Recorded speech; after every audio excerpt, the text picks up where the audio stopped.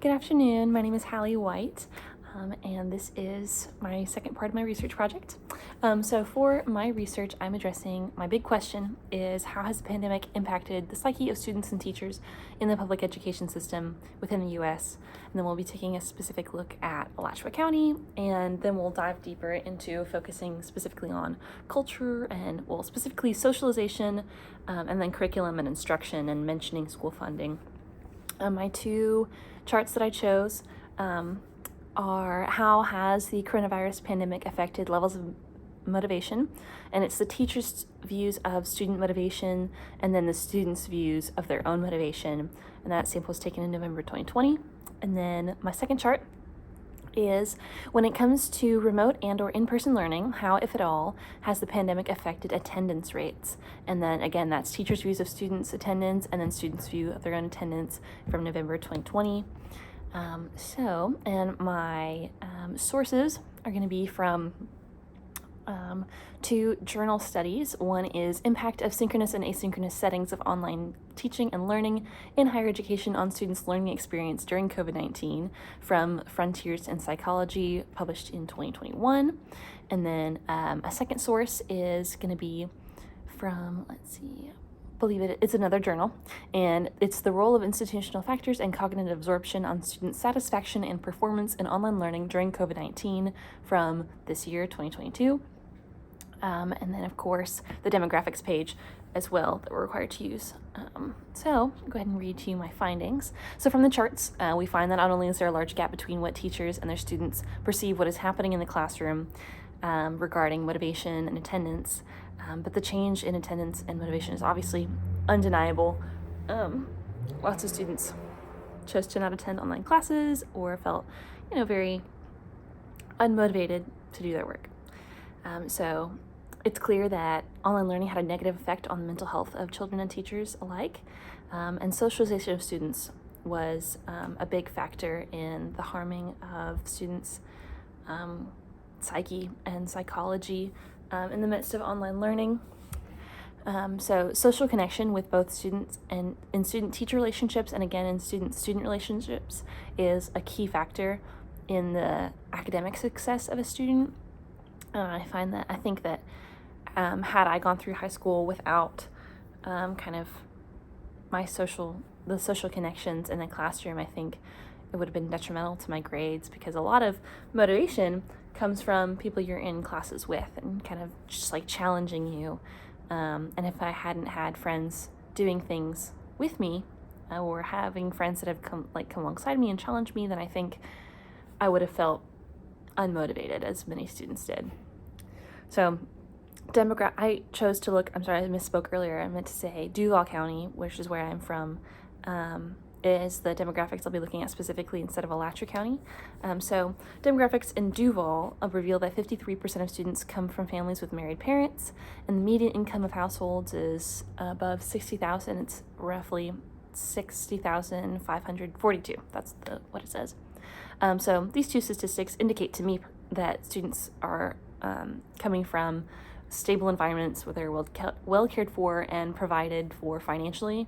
Not to discount single parent homes, but research has shown that students coming from coming from households where their parents are married, or they come from homes where their mother, stepfather, those kinds of situations come from or tend to have more stability and can succeed better in academic situations. Thus, a conclusion I can draw from this is that since these students come from balanced and financially well-off homes, they're free from absorbing additional pressure from the pandemic, specifically financial pressure that may come from a single-parent home or situations where a parent in the labor force, like 83% of working adults in Duval County, may have lost a job during the pandemic. I have many friends who had one or both parents lose their jobs during the pandemic. So my first source, which takes a look specifically at asynchronous and synchronous learning, provides very clear arguments regarding the advantages and disadvantages of synchronous and asynchronous learning. And it kind of looks at different surveys and psychology reports, proving that students and teachers do not have the tools to be in a more engaged environment and for teachers to create that engagement for their students. I'm going to read off a few quotes and kind of elaborate on how they're important to my research. One from this journal article says, "This results in synchronous learning environments to be less natural and less rich than face-to-face synchronous learning environments. The authors therefore claim that this leads to higher cognitive load, greater communication ambiguity, and lower activation." Lower activation meaning lowered motivation, and communication ambiguity referring to poorly received instruction or poorly applied instruction in the classroom. So it clearly explains that synchronous learning is not as effective as asynchronous. And though both of these are online options, it's clear to see even in these two examples how one, that is not a scheduled meeting time where students can jump on a call together and see each other's faces, is some sort of social connection, albeit not in person. And there is that clear divide between synchronous and asynchronous, where students are at least seeing each other on a screen in real time, and how even between those there's a very clear difference in how students are motivated. Again, tying into socialization, motivation. So my second quote, it's a little bit longer. It says, "It is upon teachers to successfully implement online tools into their teaching and to develop teaching and learning arrangements with tools that serve a transparent purpose and also do not neglect student interactions with teachers, as well as with fellow students and with content. With asynchronous teaching formats in particular, we conclude that teachers need to put extra effort into providing sufficient opportunities for students to interact not only with the learning content, but also with the teacher and their fellow students." So this quote elaborates on what we learned in our last module about curriculum and instruction, and taking a look at that like educational ideology, like what teachers are supposed to do and what is like the purpose of the teacher. And the research here implies that teachers are somewhat responsible for the social aspect of students, and that falls under the learner-centered ideology, which is the ideology I agreed the most with and found myself most in agreement with on our test, I guess. And my final quote from this journal article and this research is, "Therefore, teachers need to be empowered to make the most of digital advances while having enough room to autonomously make their own decisions and relate to others in this process." So to me, this quote highlights a section of research that focuses on the well-being of the teachers and elaborates that the teachers are also in need of some autonomy and fortitude in their teaching, and that ties into the importance of socialization for teachers, and kind of they need some confidence in order to have that clear and applicable instruction and curriculum that we talked about. And so my second source explains the importance of the format of online schooling and how an online learning platform affects the overall satisfaction and performance and motivation of students to complete tasks.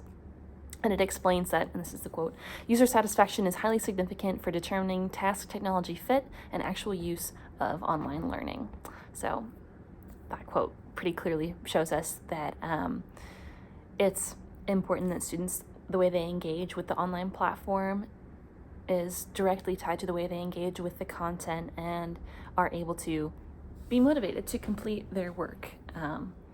And so an important topic to kind of just mention before finishing off is just to consider how schools were financially affected during the pandemic. The economy crash that accompanied the pandemic reduced a lot of national funds for schools. And while I did not have a source for this, kind of my own view of what's happening is a lot of schools, there were lots of job layoffs, and I don't have any numbers specifically for teachers. However, it's no secret that this stress on schools would have affected how classes are carried out, and no doubt would have affected the motivation and psyche of teachers. So just overall, one final note, just to kind of wrap everything up nicely. In my findings, I have found that the lack of motivation and attendance in the lives of the students is a key indicator of the profound effect of lack of socialization and effective curriculum that is necessary for online learning. So that is my research. I will just really quickly read off my two charts again, just to make sure that they're done. So it was how the coronavirus pandemic affected levels of motivation from teacher views of students and students' view of students. And then when it comes to remote and or in-person learning, how, if at all, has the pandemic affected attendance rates? And that is teachers' view of students and students' view of students. So that is my research. Thank you very much.